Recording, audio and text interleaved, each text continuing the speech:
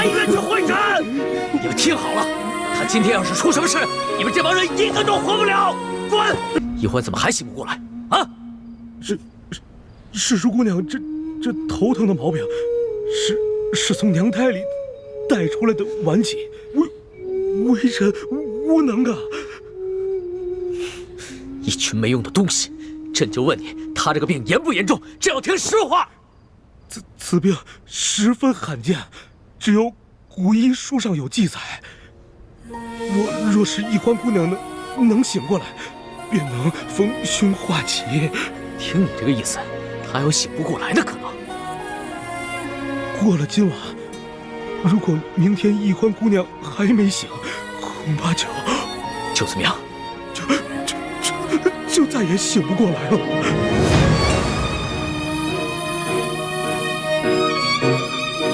让你们太医院去会诊！你们听好了，他今天要是出什么事，你们这帮人一个都活不了。滚！这药呢？还没煎好啊！快，给他喂上。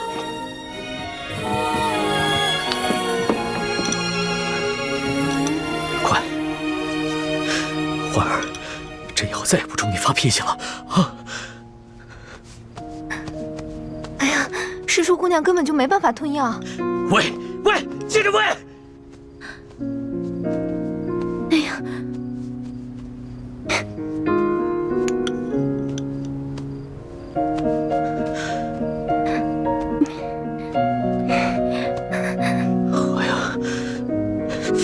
行了，走，不要给我。是。欢儿，来，喝点药好不好？来，欢儿，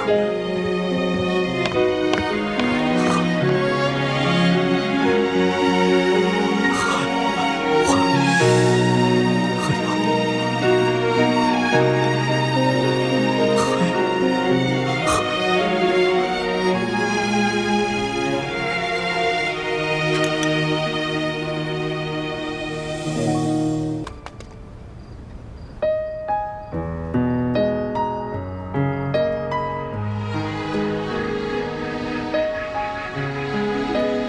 老大，别睡了。好。其实朕知道，你不醒我，定是因为你觉得朕还要罚你，对吧？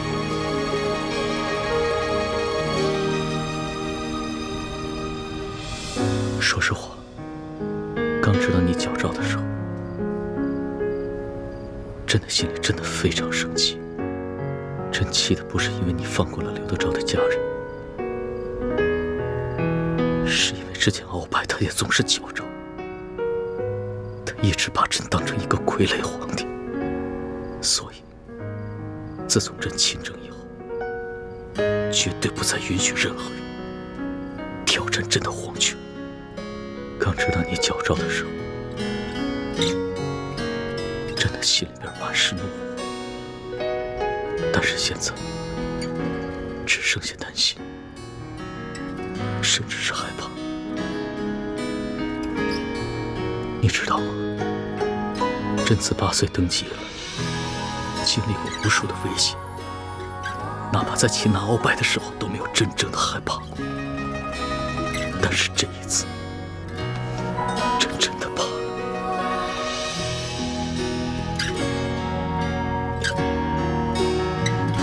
老大，朕真的不能没有。要是没了你的话，朕只是一个帝王，只是一个孤家寡人。但是有你在，朕才是一个真正的男人，是一个完整的人。老大，朕是天子，朕的话是金口玉言。朕现在就赦了你过往所有的罪，只要你醒来，只要你醒。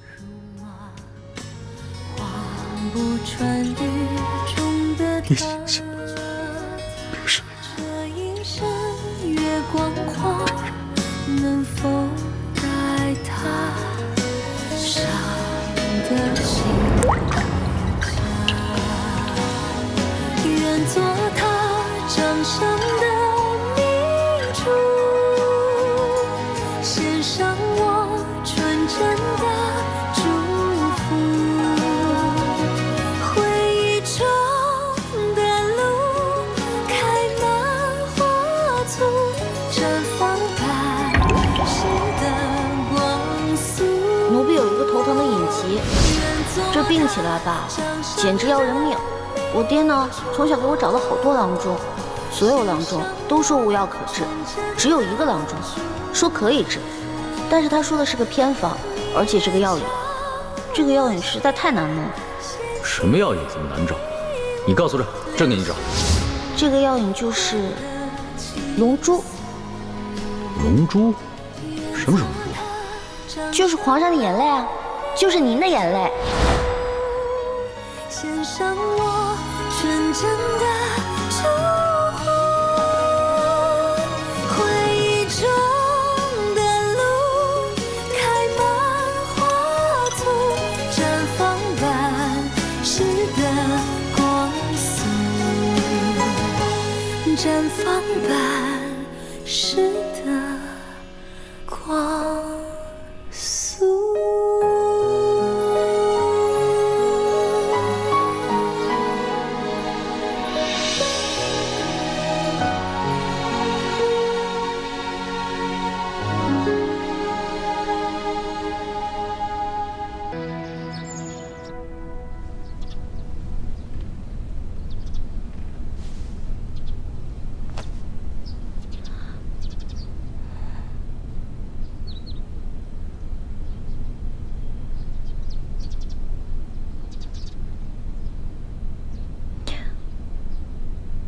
龙小弟，老大，老大，你终于醒了，这不是在做梦吗？扶我起来。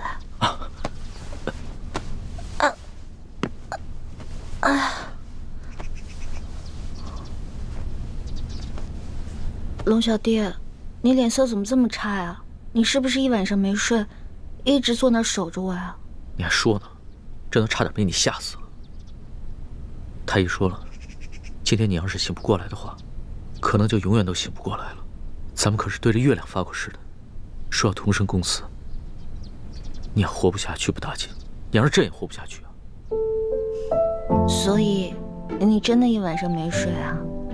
又不是第一次，朕呢，上辈子一定是欠了你很多钱。说吧，你要怎么报答朕啊？要不然以身相许吧。那朕就勉强收了你吧。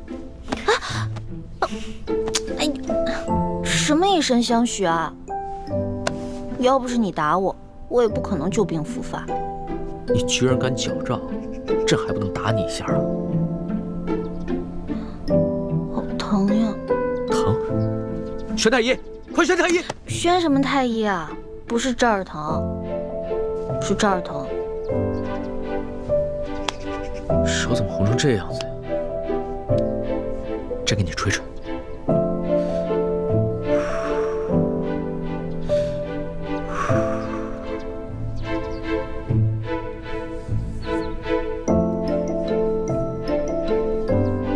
早知道你是这么个纸老虎啊，这么不经打，朕就换个法子来惩罚你。其实小的时候，我偷懒不肯学习，师傅跟爹就是这样罚我的。但我基本上都是1哭2闹3上吊，就躲过去了。也就是说，朕这一次也是差点上了你的当。哼，怪不得你的技艺杂而不精，跟你哥哥比起来差远了。在家有猪哥哥，在外有龙小弟，我干嘛还要学啊？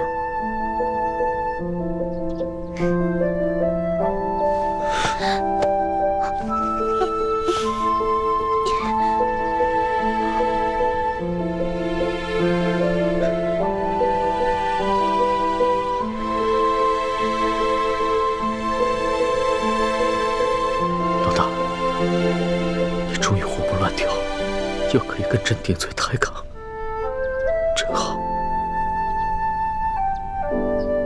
猪哥哥，对不起，我是下了决心不要再理龙小弟的，可是可是我身不由己啊。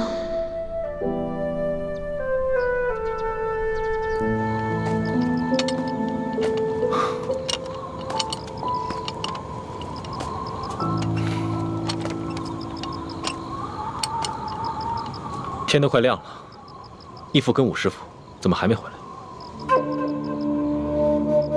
大师兄，秦氏执意要等大师傅和武师傅回来才肯说出内奸是谁。会不会他想指认的凶手就是武师傅？混账！不许妄言！叶师弟不必着急，过不了多久，真相自然就大白了。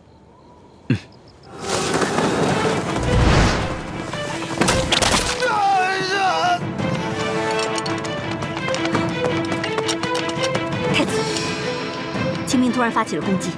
我虽然在外面布置了很多计划，但是他们人实在太多了，我怕防不住。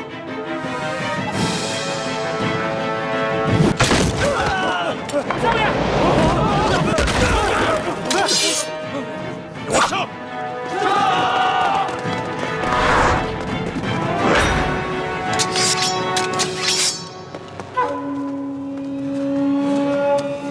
你哪个地方这么跑？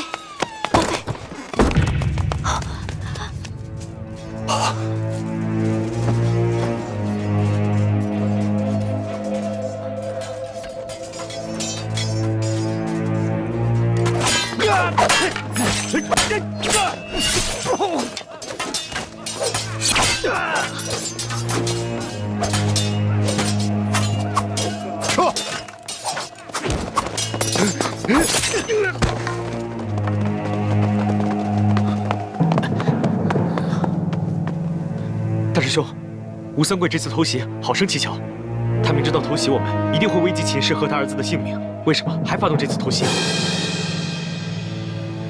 糟了，我们中了他们的调虎离山之计。回去看看。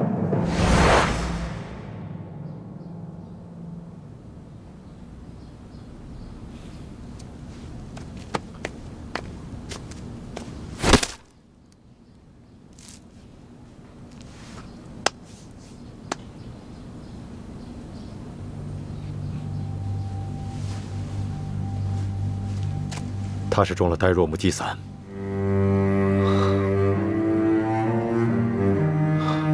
吴三桂果然是在调虎离山，他假装发起进攻，把我们引出枪房，好方便那个内奸杀人灭口。如此说来，定是那内奸透露信息给吴三桂，吴三桂才发现了偷袭，配合内奸行动。昨夜在王府遇险之时，吴三桂曾狠心想杀了王妃，后来吴应奇成了我们的人质，吴三桂才放我们走。看来吴三桂心中，女人终究比不过儿子，所以那个内奸不敢动吴应奇，只敢杀了王妃灭口。可是，是谁有机会可以向吴三桂通风报信，又可以对王妃痛下杀手？当时，清兵从四面八方扑来，大伙都在奋力抗敌，没有人顾及到其他人的行踪。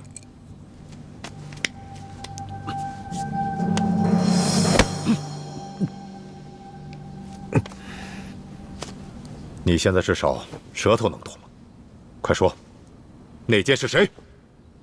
我不知道。不知道？你爹，吴应奇他很爱他娘亲，若他真知道内奸是谁，肯定恨不得亲手杀了他。内奸把你娘给杀了，你娘为了保护你，给灭口了，你还袒护那个内奸？难道你像你爹那样冷血无情吗？我真的不知道。当时我娘给了我一杯水，我喝完之后就全身无法动弹。由于我臀部有伤，所以只能侧卧背对着我娘。然后我就听见外面有嘈杂声，好像是厮杀声。接着房顶上就有声响了，好像是有一个人跳下来了。之后我娘就趴在我身上，我想问也问不出来。然而我的身体又动弹不了，我真的不知道是谁。刚才清兵偷袭的时候，大家都出去御敌，我因为腿上有伤，所以只能留下来守护他们母子。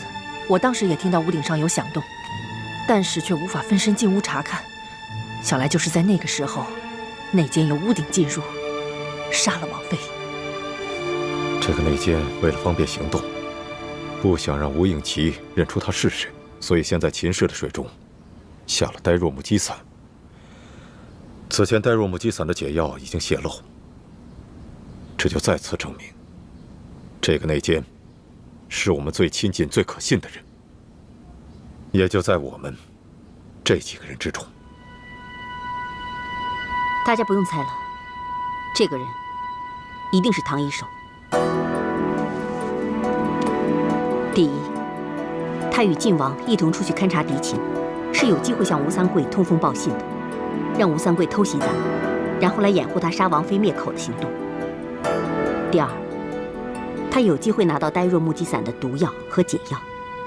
第三，当时我们所有的人都在奋力厮杀，只有他不见了，所以他一定是杀人灭口之后就逃回吴三桂的身边了。若真是武师傅杀了王妃，灭口成功的话，又为何要逃走呢？这样不是反而暴露身份了吗？如果不是唐一手的话，那为什么他会不见了呢？对啊，武师傅人呢？你们谁看到武师傅了吗？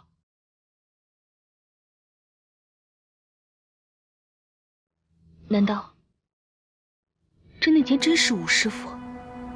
可我觉得武师傅不像内奸。那你觉得我们几个中间谁像内奸？内奸的脸上又没有写字，何以是的？我也不想怀疑是他，可是偏偏他不见了，我也不得不怀疑是他了。不，内奸不可能是武师傅。为什么？你那么相信他？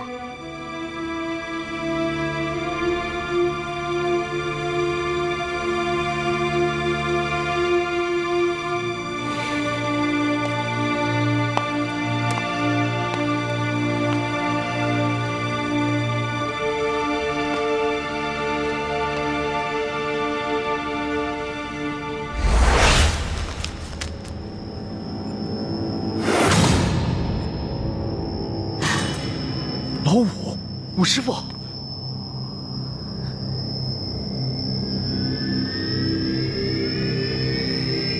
这是我和义父，还有武师傅，为了查出内奸而设下的引蛇出洞之计。太子，所有人都盘问完了，还是没有查出谁是内奸，你看看如何是好？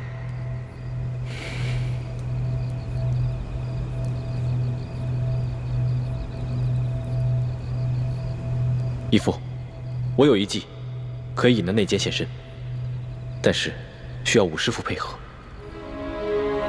何计？义父，你看，若让武师傅假扮秦氏，足可以以假乱真。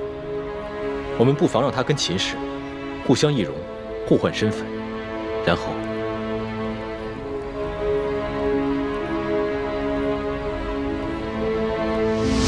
你们进来的时候，你们看到的王妃就已经是武师傅假扮的了。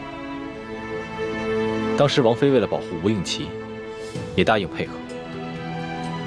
只是她虽然假扮成了武师傅的模样，言谈举止还是容易露出破绽，所以义父才借口要出去勘察敌情，把王妃带出了大殿。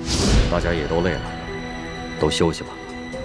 我跟五妹也去查探一下吴三桂的动静。五妹，走。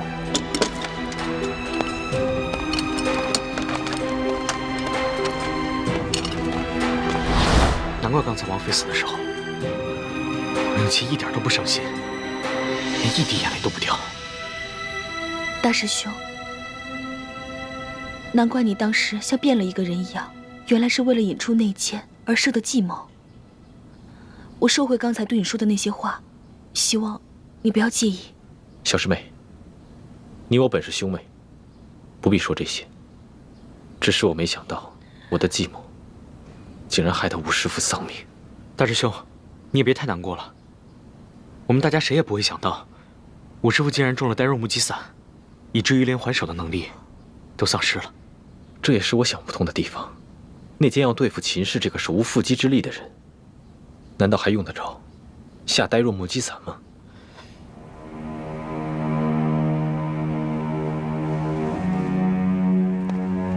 难道那个内奸已经识破了我们的计划，知道秦氏就是唐一手所假扮的，那他就应该静观其变，为何还冒险杀了唐一手呢？有这个可能，只是现在不仅没有查出内奸是谁，还害得吴师傅无辜丧了命。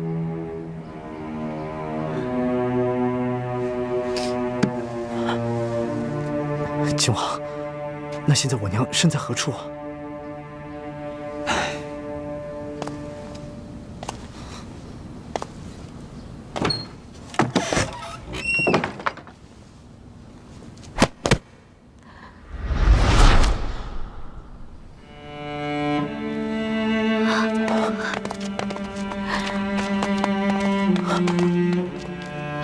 娘，晴儿。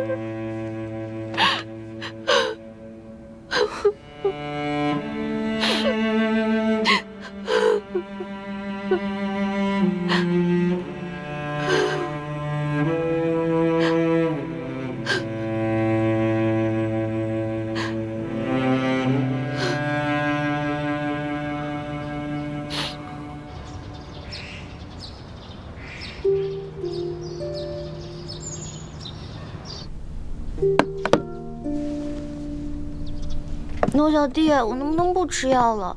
你看我好了，真的好了。不行，这是圣旨。可是我哥说这种药根本没用嘛，我的病和这种药根本解决不了问题。谁说没用的啊？昨儿夜里要不是朕口对着口帮你渡药，只怕你今儿就醒不过来了。口对着口。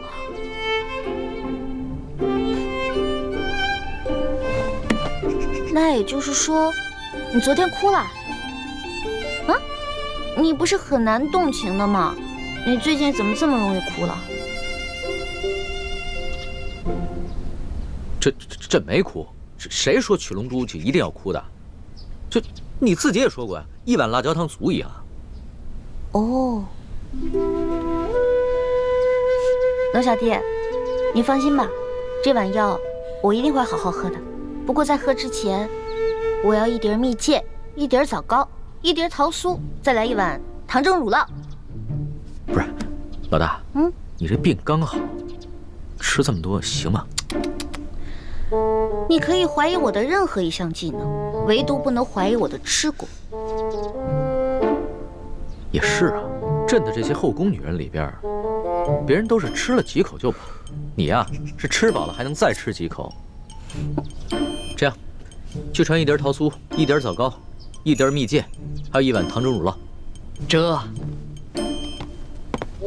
多吃点。谢谢冷小弟。你要实在吃不下，要不然我再一口一口的喂你啊。听不到，听不到，听不到，听不到。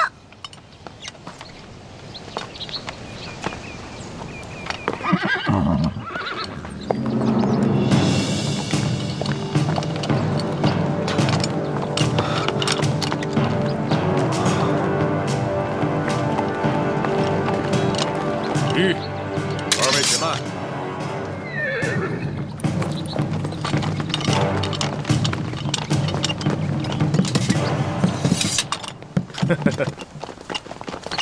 2位，你们已经在这破庙里困了1夜了吧？想必早已饥肠辘辘。我们王爷说了，让我专门给你们做了几样好酒好菜，当然，也希望你们能够善待侧王妃和2公子。去，去。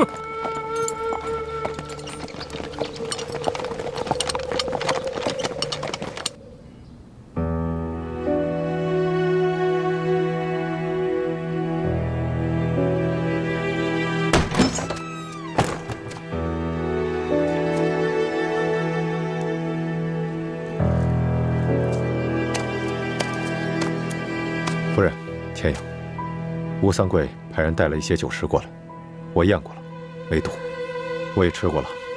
你们过去吃点吧，这里我来守着。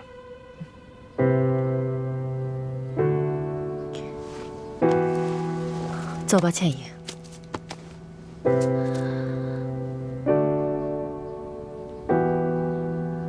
倩影，你先自己去吃一些，然后再给他们带回来。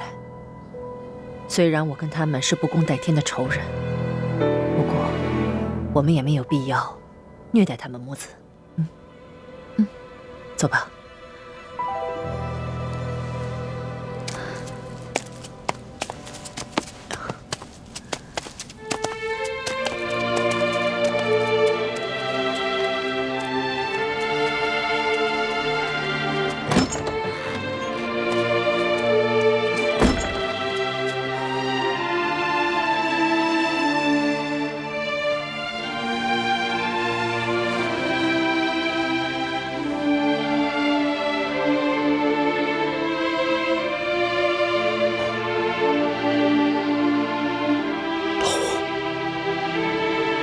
你真的死得很冤。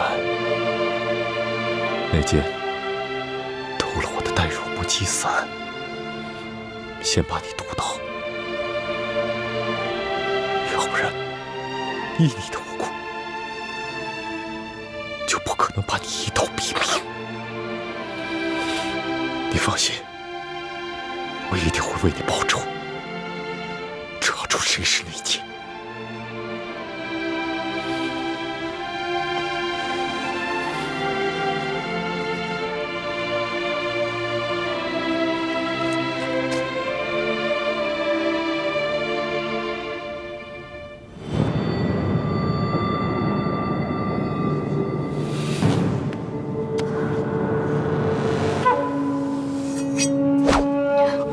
范先生，你要做什么？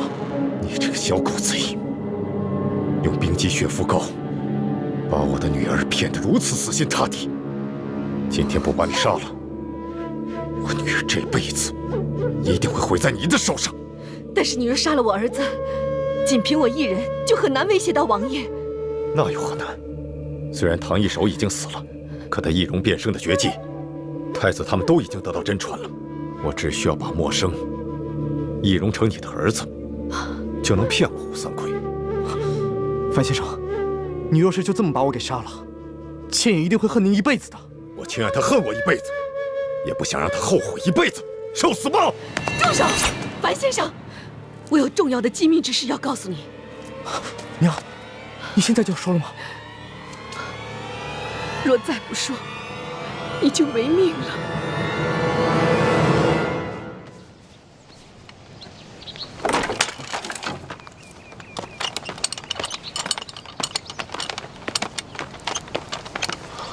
四师傅，叶师弟，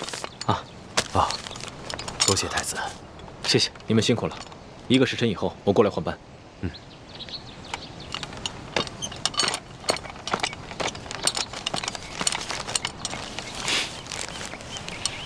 给。